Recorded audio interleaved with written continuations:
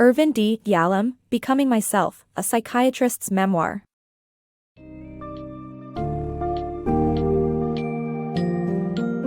In his poignant memoir, Becoming Myself, a Psychiatrist's Memoir, Irvin D. Yalom shares the deeply personal journey that shaped his illustrious career as a therapist, teacher, and writer. The memoir opens with Yalom's turbulent family dynamics, particularly his strained relationship with his mother, which profoundly influenced his life choices, including his decision to pursue medicine. Yalom's narrative weaves through his early struggles with identity amid anti-Semitism, the solace found in his lifelong partner Marilyn, and the transformative impact of mentors like Dr. Manchester. Readers are taken into the heart of Yalom's revolutionary work in psychotherapy, where he merges modern psychology with existential philosophy to redefine therapeutic practices. As Yalom recounts his adventures in literature and discovery of his unique voice, the memoir ultimately offers a rich exploration of life's crucial themes: love, family, mortality, and the search for meaning, illustrating the path to self-discovery and fulfillment.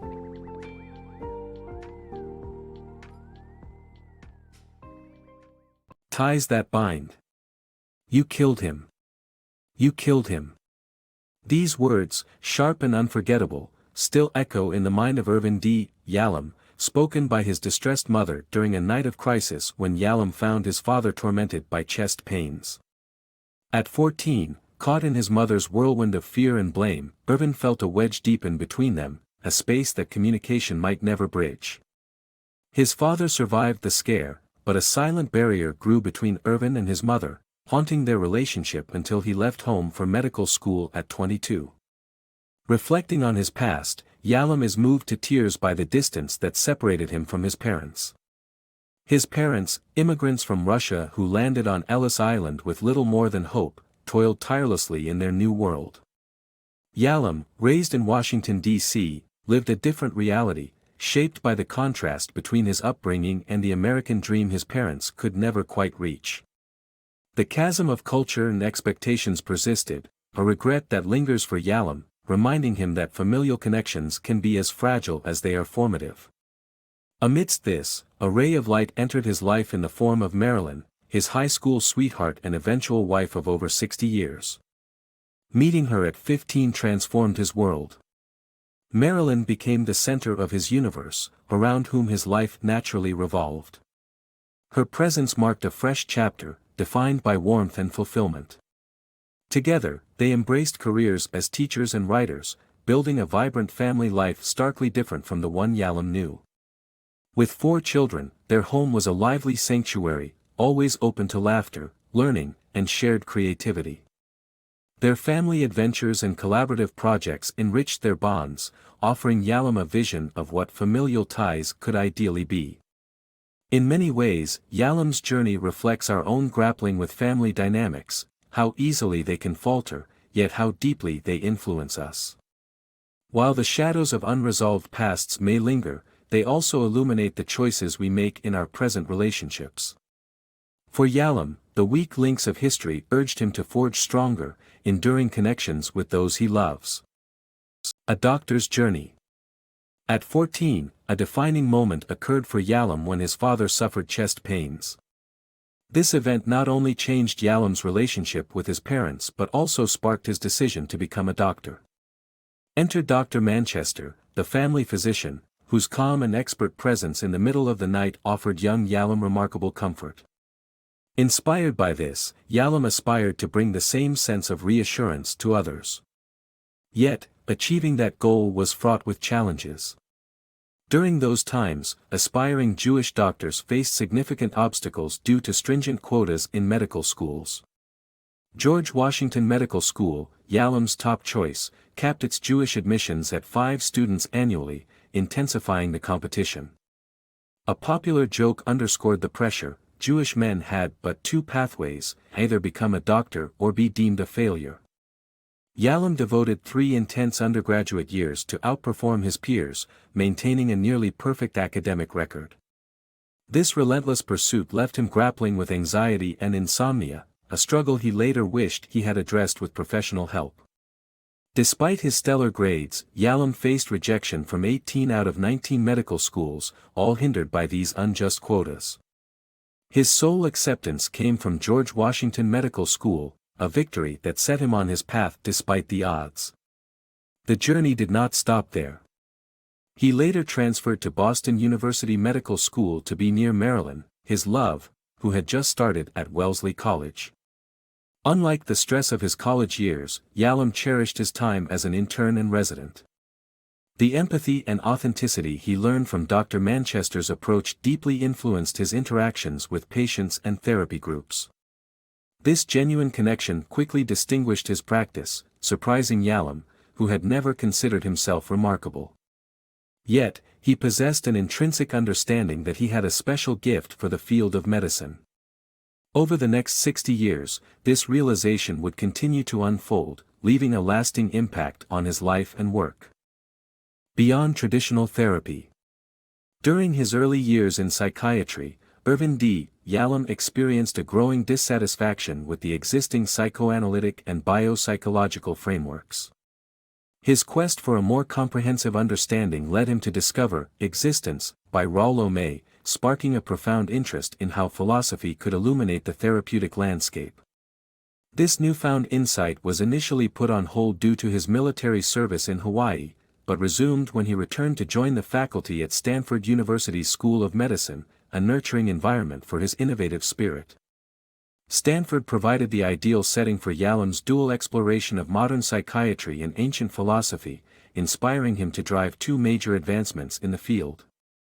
Firstly, he reinvented group therapy, authoring the seminal work, The Theory and Practice of Group Psychotherapy, which became the authoritative guide on the subject. Secondly, he pioneered existential therapy, a groundbreaking approach that prioritized exploring foundational human concerns like isolation, death, freedom, and meaning. By addressing these deep-seated worries, Yalom aimed to reduce death anxiety and reignite personal passion and purpose, promoting healthier patient outcomes.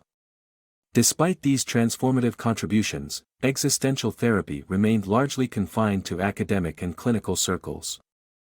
However, Yalom subtly introduced these profound conversations into mainstream literature, ensuring they reached a wider audience. This smuggling of philosophical discourse into popular culture represents perhaps his most enduring legacy, challenging readers everywhere to engage more deeply with the existential dimensions of life. Tapestry of Therapy.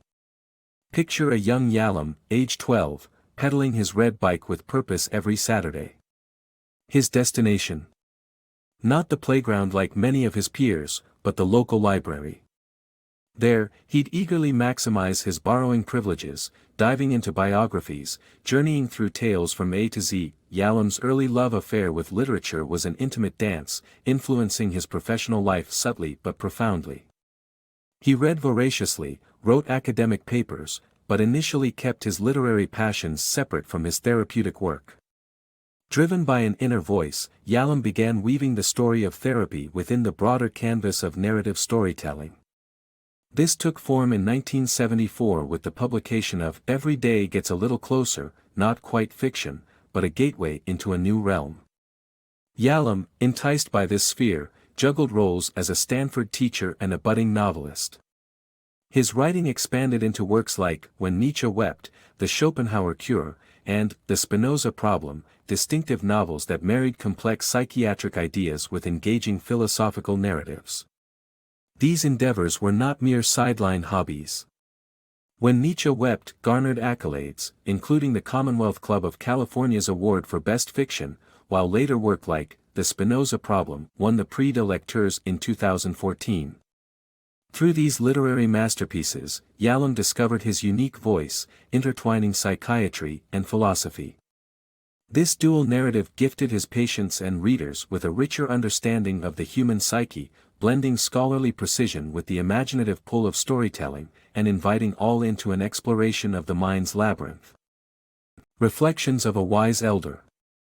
With a charming wit, Irvin D. Yalom openly addresses his audience, acknowledging the intangible urge in the air as more people flock to hear him at this stage of his life. Despite his remarkable career as an existential psychiatrist, Yalom confesses his journey towards embracing mortality has not been without its challenges. He long believed his life would mirror his father's, ending at 69, a notion that haunted him with vivid nightmares of death. Even as his work with terminally ill patients nudged him towards a regret-free existence, it couldn't erase the stark reminder of life's mortality. As he steps into his 9th decade, Yalom unexpectedly discovers solace and joy.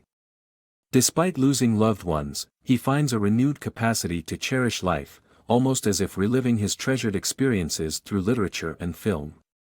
His devotion to work persists, with a rigorous schedule that shows his enduring passion for growth and contribution. Yalom's self-awareness extends to the realization that he's idealized as the wise elder people seek for comfort and insight in turbulent times. This recognition brings a strange comfort. His candid acknowledgement of his own anxiety about death resonates with audiences, offering a form of reassurance that even the most seasoned in existential thought grapple with such fears. Yet, through it all, Yalom remains committed to evolving and contributing, presenting a powerful testament to facing life's final chapter with grace and purpose.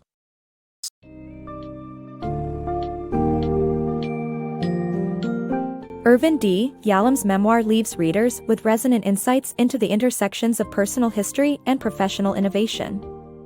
Through reflections on family estrangement, the healing power of relationships, and the existential challenges everyone faces, Yalom candidly explores the universal human experience.